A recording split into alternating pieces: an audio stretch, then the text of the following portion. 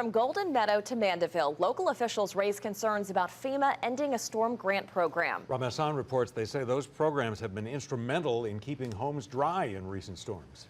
That's right, John and Meg. Hundreds of millions of dollars worth of Louisiana programs have now been stopped by FEMA, which is now returning nearly $890 million to the U.S. Treasury. In a statement, FEMA says it is ending a wasteful, politicized program called the Building Resilient Infrastructure and Communities Program, or BRIC. The cuts will effectively cancel all BRIC allocations for fiscal years 2020 through 2023. Louisiana leaders say those programs have helped make the state more resilient to storms and have helped keep insurance rates somewhat in check.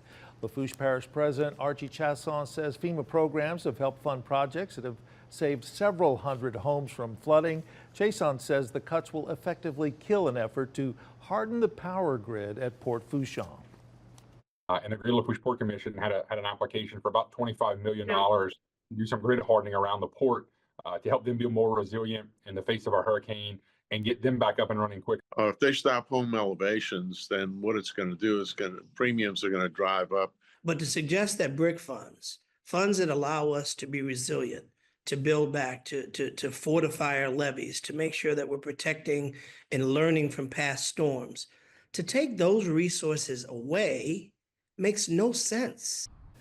Now, the FEMA statement says in spite of the cutbacks, the agency estimates more than $3.6 billion will remain in the Disaster Relief Fund to assist with disaster response and recovery for communities and survivors. FEMA says ending the BRIC program will help ensure that grant funding aligns with President Trump's executive orders and Homeland Security NOM's direction and supports disaster planning, response, and recovery.